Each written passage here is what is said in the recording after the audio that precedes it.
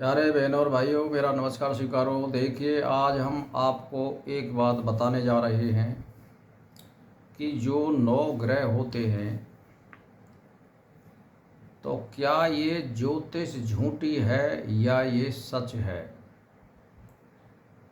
इसको परखने के लिए आपको धरातल पर उतरना पड़ेगा कि हमारे धरातल पर, पृथ्वी पर, ये बहुत हजारों मीलों कोस दूर हैं आकाशमंडल में, और हमारी पृथ्वी पर यानी जो प्रकृति है, जो वनस्पति है, उन पर क्या फर्क पड़ता है। डायरेक्ट, इनडायरेक्ट रूप से पूरी जितने प्राणी हैं, या जड़ हो या चेतन हो, सब पर प्रकृति का फर्क पड़ता है। उसका मैं आपके लिए उदाहरण देकर के बताता हूँ।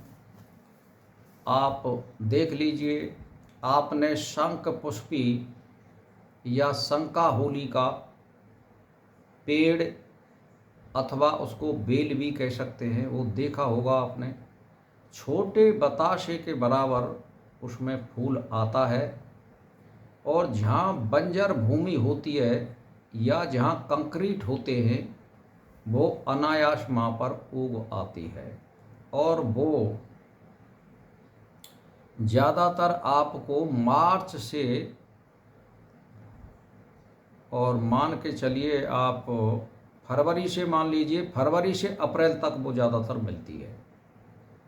यदि इस ऋतु में बरसात हो जाती है फरवरी मार्च में, तो वो यकायक बढ़ती है और वो बहुत ज़्यादा विस्तार देती है। रोडों के सहारे आपने देखा होगा उस बेल को, छोटे बतासे के बराबर छोटे छोटे पत्ता होते हैं। शंकाहोली और शंख पुष्पी उसको कहते हैं। अन्य जगह पर उसको और नामों से जाना जा सकता है। तो उसकी एक विशेषता है, वो सूर्य उदय होने पर फूल खिलता है, और जैसे ही दोपहर होगा और सूर्य ढलने को जाएगा, तो वो सूर्य उदय से पहले यानी 3-4 बजे से पहले वो फूल मुरझा जाएगा और बंद हो जाएगा। तो ये सूर्य का डायरेक्ट प्रभाव हुआ उस पर। देख लीजिए अब ग्रहण का क्या प्रभाव होता है। और जैसे सूर्य उदय होने पर कमल का खिलना, कमल जो है सूर्य उदय हो जाएगा तब खिलेगा। 2 उदाहरण।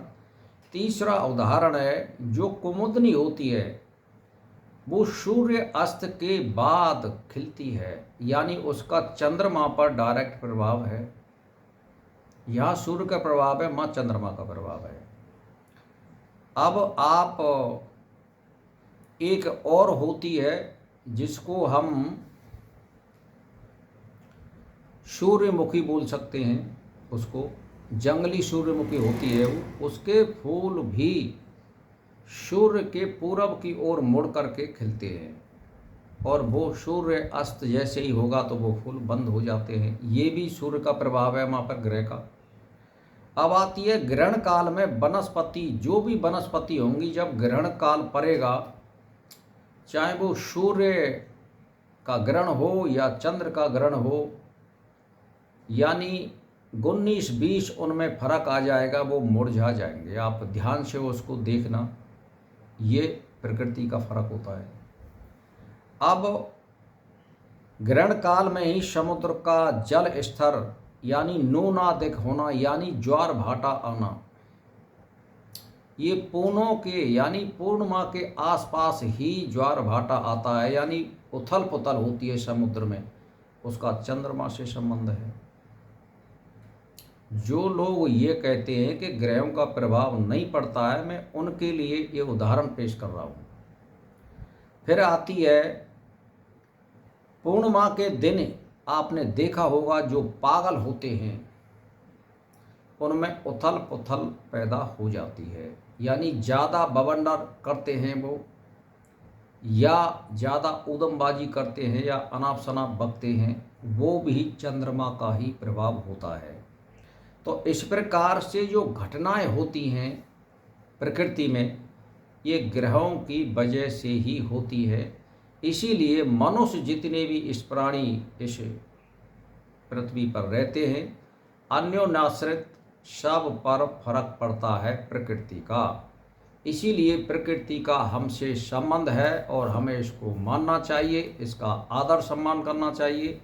इसीलिए हमें कभी भी इनका उल्लंघन नहीं करना चाहिए। हमें जैसे मान के चलिए कहीं भी अपनी तरफ से गंदगी नहीं फैलानी चाहिए, पन्नी वगैरह नहीं फेंकनी चाहिए, या हमें शौच जो है खुले जंगल में नहीं करना चाहिए। अगर करना है तो उसको मिट्टी से दाब देना चाहिए।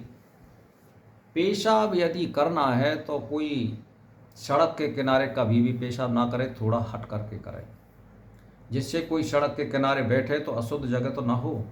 तो इसीलिए हमें प्रकृति का ध्यान रखना चाहिए हर समय। तो प्रकृति हमारी रक्षा करती है। बेवजह हमें पेड़ों को नहीं काटना चाहिए, बेवजह हमें वनस्पतियों को नहीं उखाड़ना चाहिए। तो इसी तरह से ये सभी चीज़ हमारे काम की होती हैं और प्रकृति का इनसे पूरा संबंध होता है और प्रकृति का हमारे से संबंध होता है। तो स्वस्थ रखने के लिए, शरीर को बलिष्ठ रखने के लिए, दीर्घायु प्राप्त करने के लिए प्रकृति से संपर्क बनाए रखिए और अपने शरीर को स्वस्थ रखिए। और प्रकृति की रक्षा के लिए हमें हमेशा हर चीज़ का ध्यान रखना चाहिए। साल में 1 या 2 पेड़ हर मनुष्य को लगाना चाहिए प्रकृति की रक्षा के लिए। तो आज का जो विषय था, प्रकृति का ग्रहों का संबंध क्या है, ये विषय था। तो भाई और बहनों, मेरा इसी के साथ नमस्कार स्वीकार हो।